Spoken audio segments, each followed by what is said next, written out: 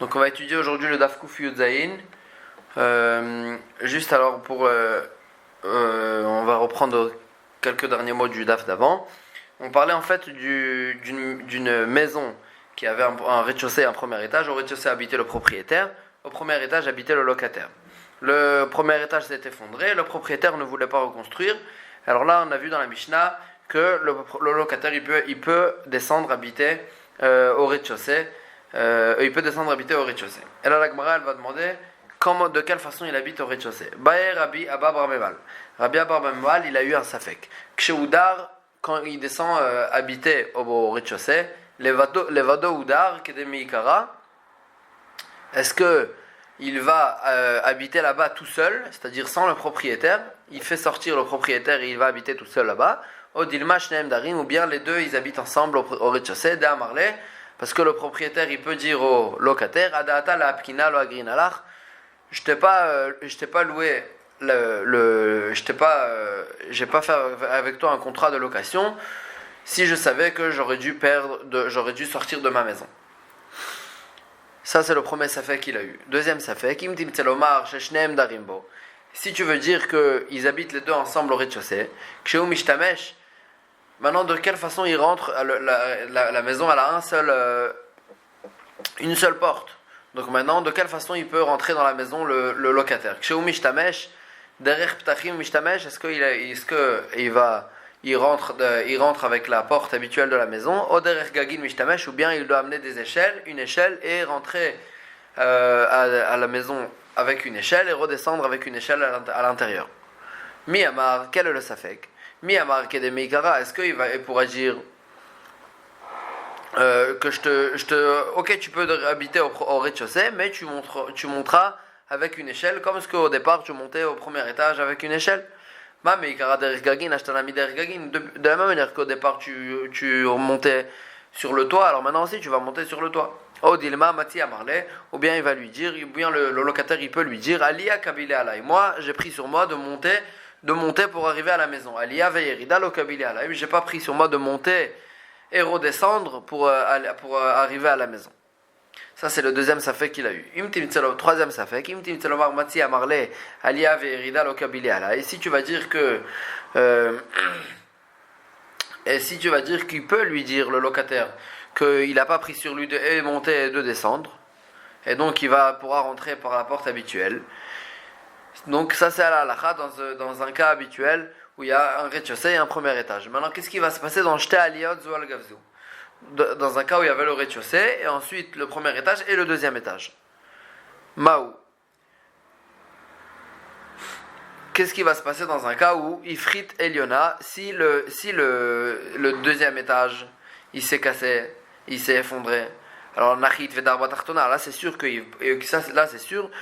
le propriétaire il va lui dire, alors descends, habite au premier étage et moi je reste habité au rez-de-chaussée.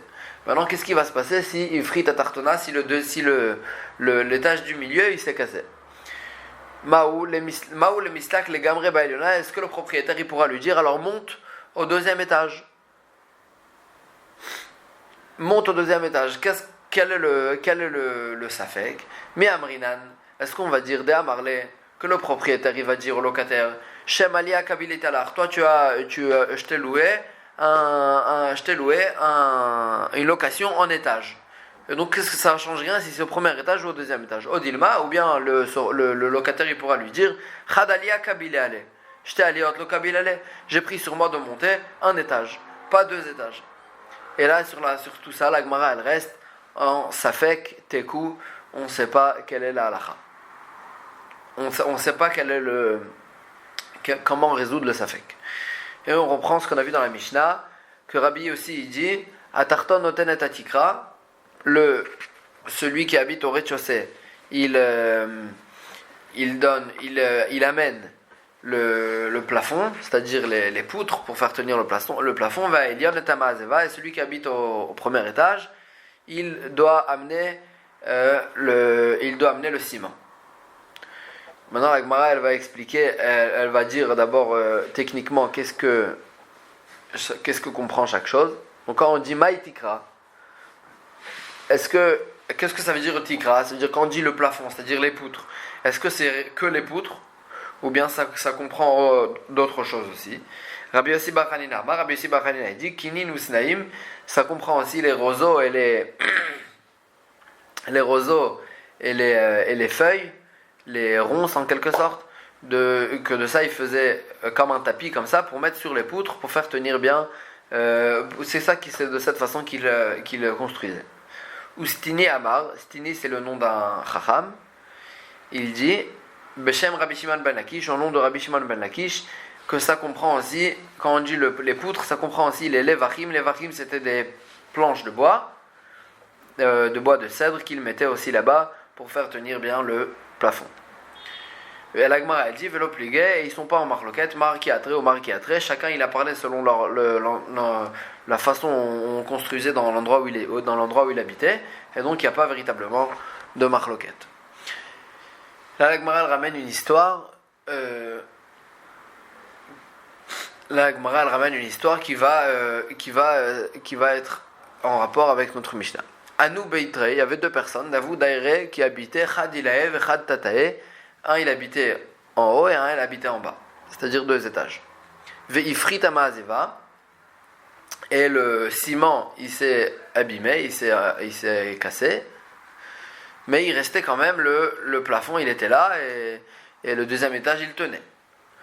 Maintenant le problème il était Ki Mashe Maya Ilae, quand celui qui habitait à l'étage il se lavait les mains, ou bien il se lavait lui-même.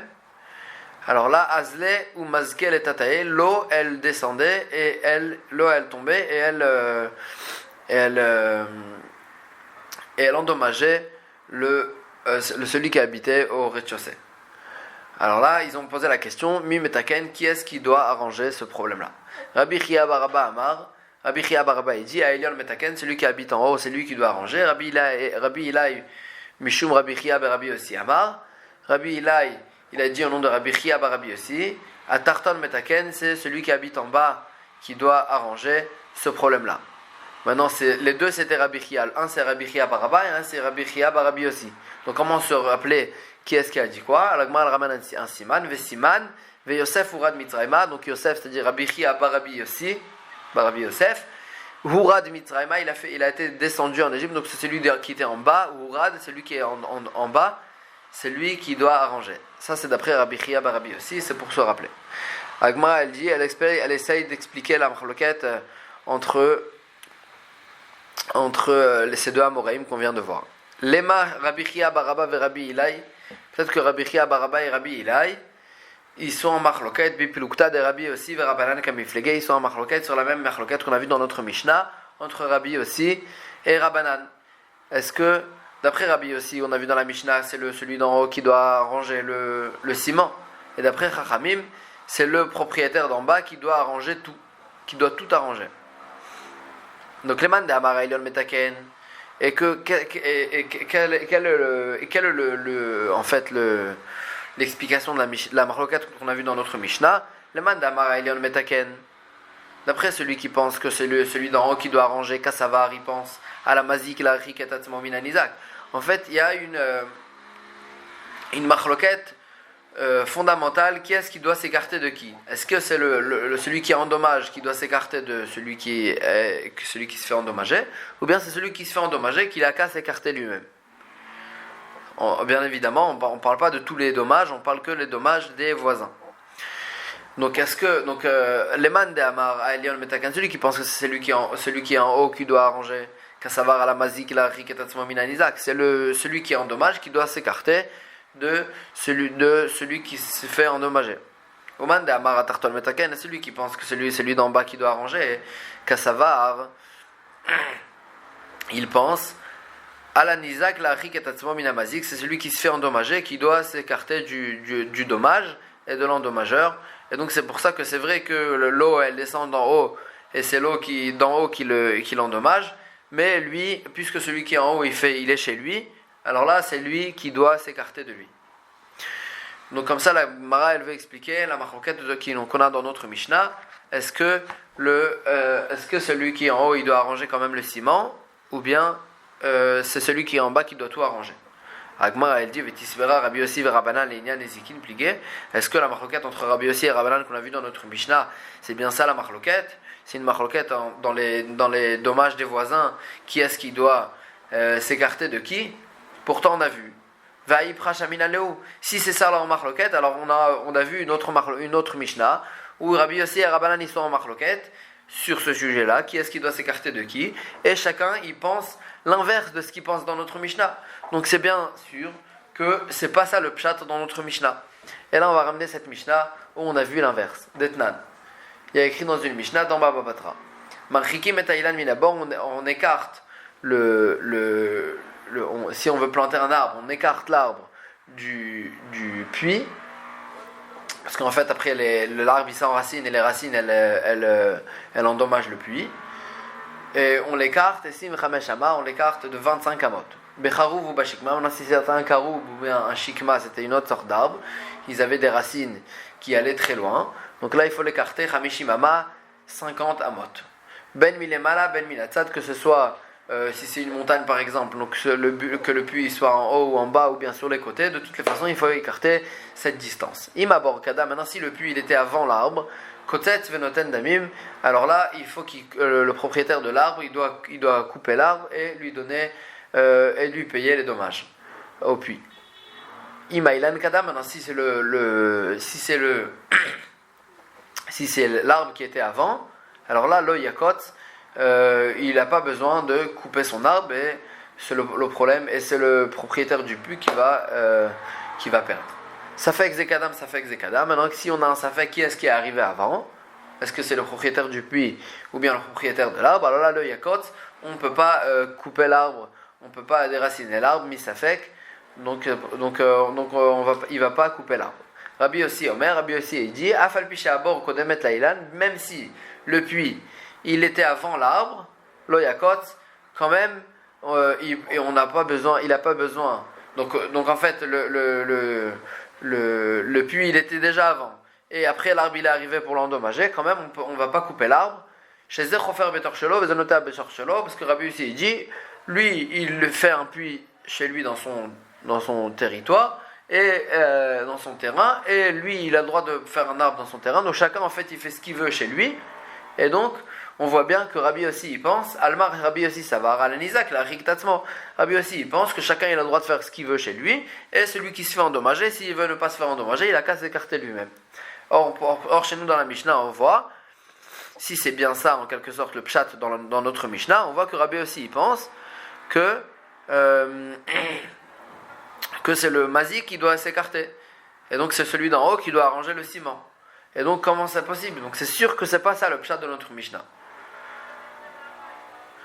Maintenant, en tous les cas, on a vu là-bas dans la Mishnah au sujet de l'arbre et du puits qu'il y a une telle marloquette entre Rabbi Yossi et Rabbanan. Qui est-ce qui doit s'écarter?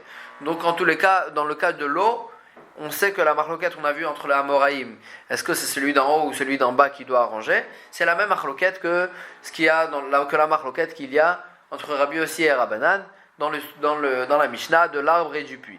Et là, il y a la même arbre dépliée. Si tu veux dire que la marloquette de Amoraïm, Beplukté de Rabbi Yossi et Rabbanan, ils sont en marloquette entre eux. Excusez-moi, ils sont dans la même marloquette qu'il y a eu entre Rabbi Yossi et Rabbanan. Dans le cas du puits et de l'arbre, c'est le même cas de la marloquette. Qui est-ce qui doit s'écarter de qui? Est-ce que c'est l'endommageur qui doit s'écarter ou bien c'est celui qui se fait endommager? S'il veut ne pas se faire endommager, c'est lui qui doit se débrouiller à s'écarter. Et donc ici aussi, si c'est la même marloquette qu'on a vue, est-ce que c'est celui d'en haut qui doit arranger si l'eau elle coule? Maintenant, Rabbi Yossi et Rabbanan de Acha b'maï pligé. Maintenant, donc on a prouvé que Rabbi Yossi et Rabbanan de notre Mishnah chez nous, c'est pas ça leur marloquette. Donc quelle est leur marloquette? Bechozek tikra comme iflegé. En fait, c'est une marloquette inverse. C'est une marloquette dans un cas où c'est pas que celui d'en bas, il réclame à celui d'en haut d'arranger. C'est bien le contraire, c'est celui d'en haut qui réclame à celui d'en bas de renforcer le parterre. C'est-à-dire de renforcer le parterre de celui d'en haut. Et donc, Rabbanan, c'est vrai, Rabbanan, il pense, Ma'azeva Zuketikra. Rabbanan, il pense que le ciment, c'est quelque chose qui vient renforcer le plafond. Donc si c'est quelque chose qui renforce le plafond, c'est celui d'en bas, que c'est son plafond, c'est lui qui doit renforcer. Rabbi aussi ça va. Rabbi aussi il pense, Ma'azeva ashvuye gumotu. Ma'azeva, le ciment, il vient pas renforcer quoi que ce soit, il vient juste faire beau et remplir les trous. Et vashvuye gumot ala elyon la ashvuye.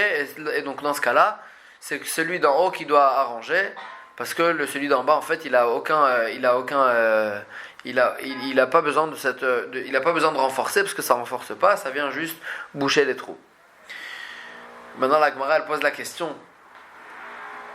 En tous les cas, on a vu que dans le cas où l'eau elle coulait, ça dépendait de la marloquette entre Rabbi Yossi et Chachamim qu'on a vu dans la Mishnah du puits et de l'arbre. Qui est-ce qui doit s'écarter de qui? La Gemara, elle pose la question. Eni. Comment c'est possible? Vea Amar Ravashi. Pourtant Ravashi dit qu'Avina Berav Kana, quand j'étais chez Rav Kana, Ava Amrinan, on disait là-bas au Beth Midrash, Modé Rabbi aussi, Rabbi aussi, il est d'accord avec Chachamim que c'est celui qui endommage qui doit s'écarter. Begeredile, dans un cas où c'est pas, dans un cas où en quelque sorte les flèches de l'endommageur elles endommagent. Que dans ce cas-là, c'est sûr que c'est le mazik, c'est sûr que celui qui endommage, il doit s'écarter, il doit arrêter d'envoyer ses flèches. Mais dans un cas où c'est pas des flèches, mais ça vient avec gramma, c'est-à-dire c'est pas vraiment quelque chose qui vient directement de lui. Alors là, c'est dans ce cas-là qu'il y a la marloquette. Mais dans un cas où c'est vraiment des flèches, alors là, il doit s'écarter. Donc ici aussi,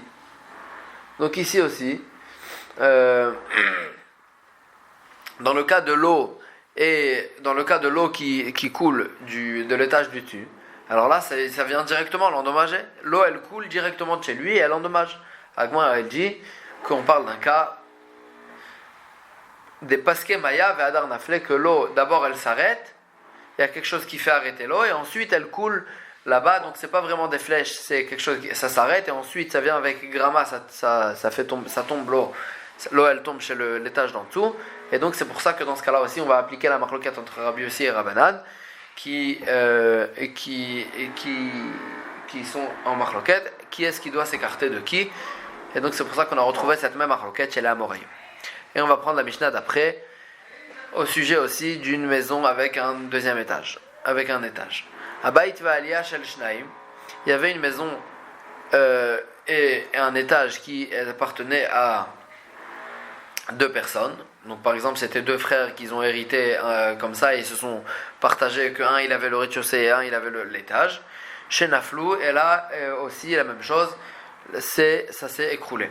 V'amar ba'ala Elia les ba'ala bayit livnot, et donc celui de l'étage il a dit celui du rez-de-chaussée, construis comme ça je peux construire aussi moi l'étage. Ve'hu eno rotze livnot, et maintenant le problème c'est celui du rez-de-chaussée, il ne veut pas construire le rez-de-chaussée. Donc maintenant, celui qui habite à l'étage, il est en problème. Aré ba'alalia bonet abayit. La Gemara elle dit, celui de l'étage, il construit la maison tout seul. Et vedar betocha, et il habite dans la maison au rez-de-chaussée. Achi itano et titiotav, jusqu'à que le propriétaire de la maison, il va lui payer toute la construction. Et là, il pourra construire son étage. Rabbi Yehuda il dit Rabbi Yehuda il dit si tu fais comme ça veut dire qu'en fait il habite chez son ami, parce que le rez-de-chaussée il lui appartient pas, il appartient à son ami, et donc et donc il doit lui payer en quelque sorte la location. Donc il dit Rabbi Yehuda en fait il permet pas à cause de ça d'habiter chez lui. Et là seulement Rabbi Yehuda il donne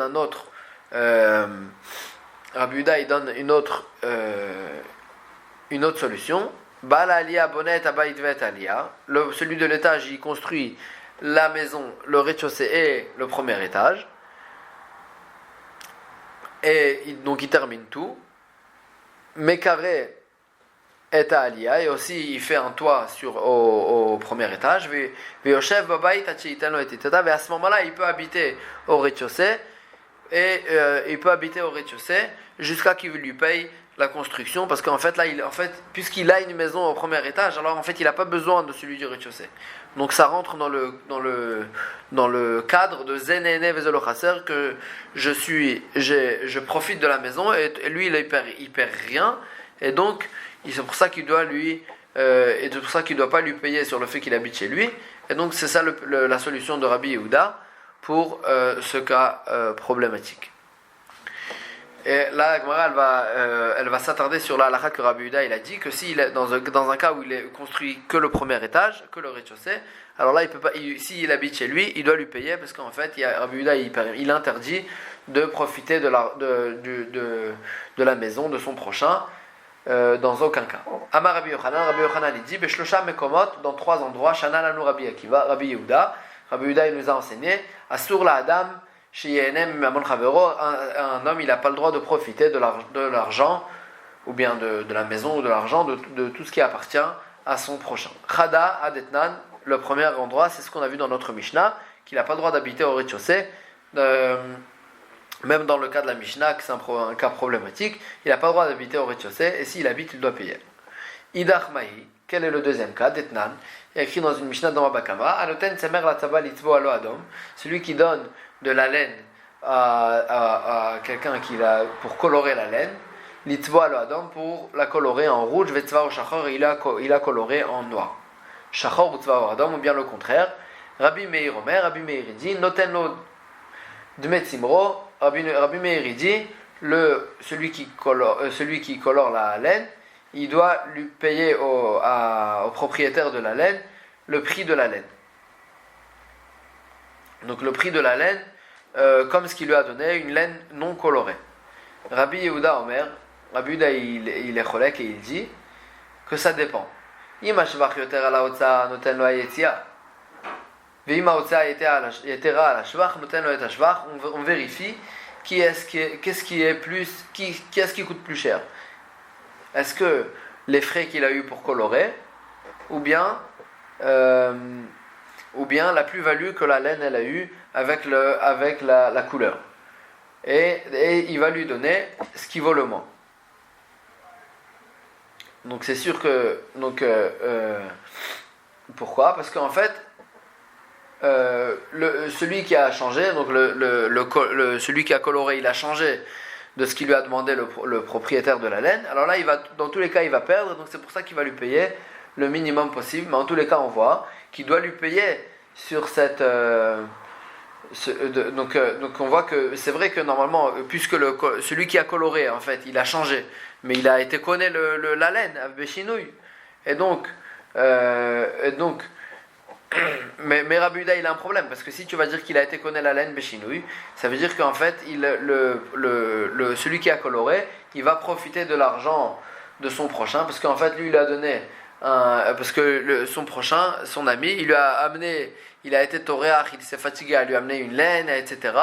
Et il va gagner de l'argent. Donc c'est pour ça que Rabbi Yehuda il dit que dans ce cas-là il devra lui payer. Rabbi Yehuda il dit qu'il ne va pas être connu, il devra lui payer le sachar.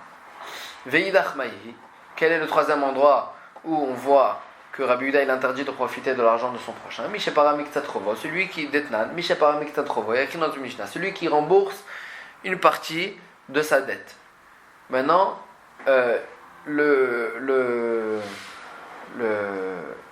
l'emprunteur, donc il avait le shtar, il avait le contrat, et ils ont convenu comme ça, ils ont convenu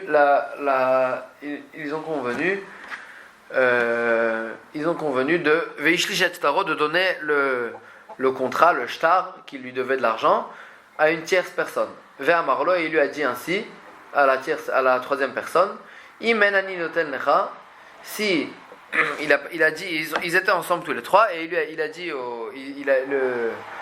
l'emprunteur il a dit, Imenani noten lecha, si je rembourse pas la suite et le restant de la dette, Mikan vazman ploni, jusqu'à une telle et telle date, tenlo shtaro, rend-lui le shtar, et en fait il pourra lui réclamer de nouveau toute la somme de la dette.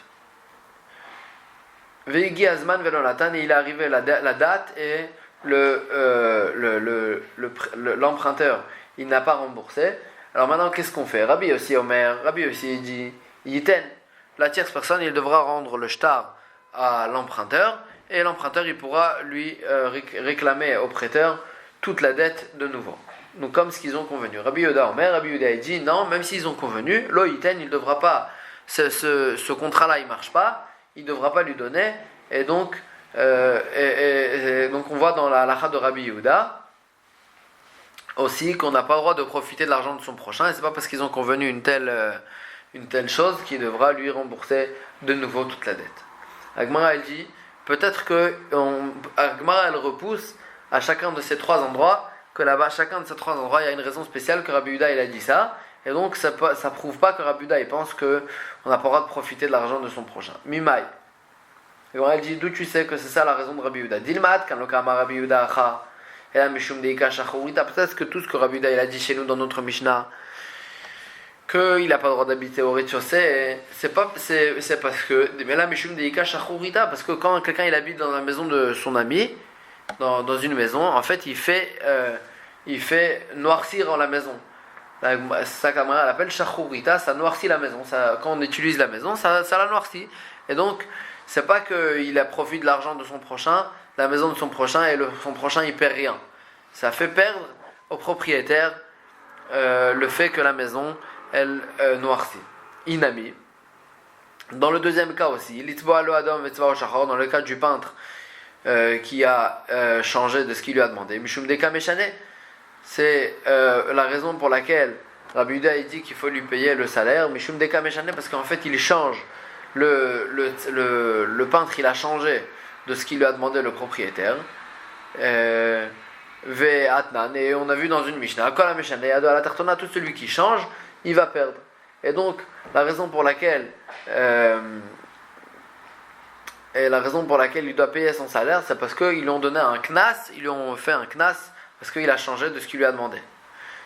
Et dans le troisième cas aussi, dans un cas de celui qui a remboursé une partie de la dette, Nami, la raison pour laquelle Rabbi Yehuda dit qu'il ne devra pas lui rendre le shtar pour qu'il puisse réclamer à nouveau toute la dette. Asmarta. Asmarta, c'est quand quelqu'un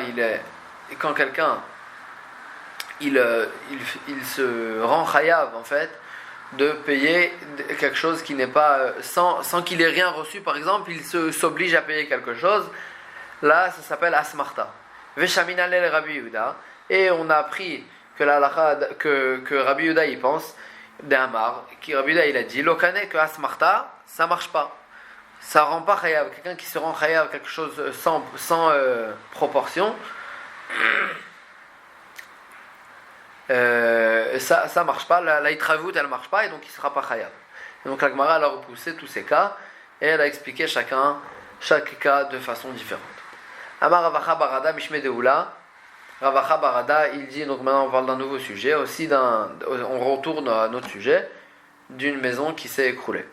Amar Ravacha Barada Mishme Deula, il a dit au nom de Oula, Tarton Abba Leshana. Maintenant quand ils viennent reconstruire la maison, les deux, le propriétaire du rez-de-chaussée et du premier étage, ils viennent reconstruire la maison. Maintenant ils veulent changer un peu de ce qu'il y avait avant. Donc maintenant la Gemara elle va expliquer, elle va dire de quoi ils peuvent changer, qu'est-ce que chacun il peut obliger l'autre à changer. Tarton Abba Leshanot, celui du rez-de-chaussée qui vient changer, Abba Leshanot Begvil, il veut amener en fait des pierres, les pierres qu'il veut amener, c'est des pierres plus larges, des pierres sans sculpture, et donc c'est des pierres plus larges. Shomilo, on l'écoute, et parce qu'en fait, puisque c'est des pierres plus larges, alors en fait, ça renforce le bâtiment. Alors là, on l'écoute. Begazit en Shomino, maintenant s'il vient au contraire avec des s'il vient au contraire mettre des pierres avec des sculptures, donc c'est moins large, donc là on ne l'écoute pas parce qu'en fait ça affaiblit le bâtiment. Bekfisim, hein, s'il veut construire avec des des briques, en fait c'est des demi-briques qu'on mettait en large dans l'épaisseur du mur. Alors là, Shomilo, parce qu'en fait on l'écoute, parce qu'en fait c'est plus solide. Mais les Venim en Shomilo, si veut mettre des briques habituelles, alors là en Shomilo on ne l'écoute pas, parce que ça affaiblit le bâtiment. Les Saker Barazi, maintenant s'il veut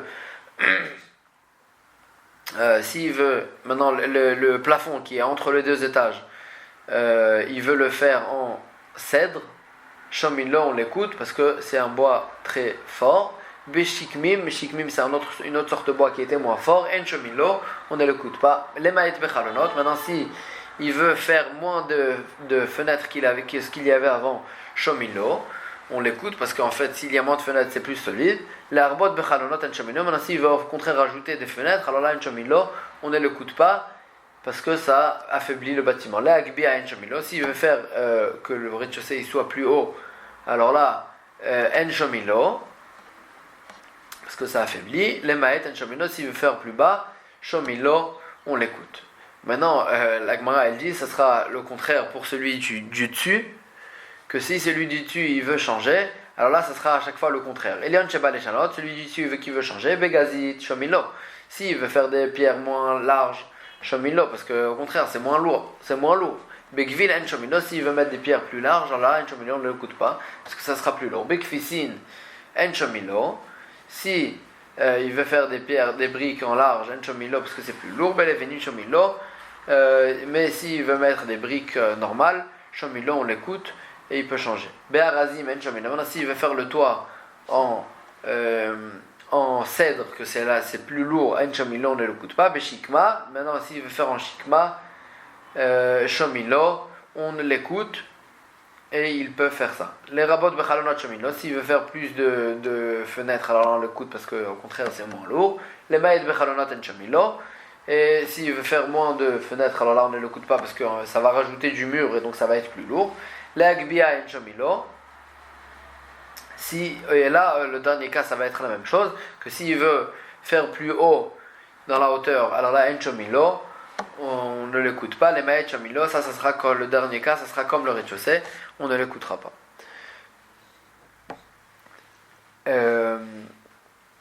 Maintenant la Gemara elle a un safek dans un cas aussi dans le cas toujours dans notre cas du propriétaire et de celui d'en haut et de celui d'en dessous, s'ils n'ont pas de quoi construire. En lo leze velo leze maï, s'ils n'ont ni l'un ni l'autre de l'argent de quoi construire. Quelle est la halakha? La Gemara elle ramène une braïta qui parle de ça. Tanya en lo leze en lo leze velo leze en lo le bal aliyah bakar kaklum. La Gemara elle ramène une braïta qui pense que celui du dessus, maintenant ils veulent vendre le terrain, et la Gemara elle dit celui du dessus il n'a aucune part dans le terrain. Comme ça elle pense cette braïta. Maintenant une autre braïta qui est choleket sur cette braïta, elle pense Tanya, Rabbi Nathan il dit Tartan notel shlech halakim. Donc ils vendent le karka, ils vont vendre le terrain, et celui du rez-de-chaussée il prend 2 tiers, veilion shlish, et celui du dessus il prend 1 tiers.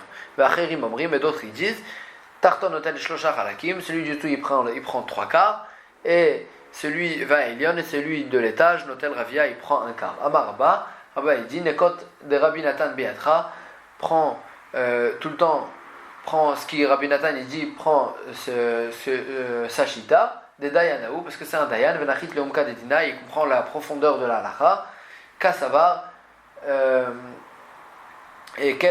Donc Rabbi Nathan c'est celui qui pense qu'ils font 2 tiers, 1 tiers, et la Gemara elle va expliquer cette svara, pourquoi c'est 2 tiers, 1 tiers. Kama mafsid v'aliyah babayit, combien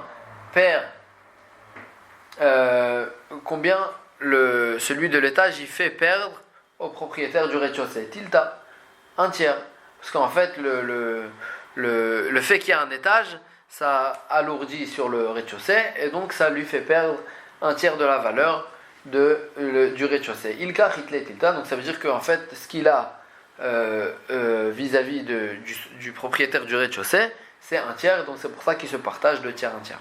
Alors on va prendre la nouvelle Mishnah qui parle aussi toujours des mêmes sujets.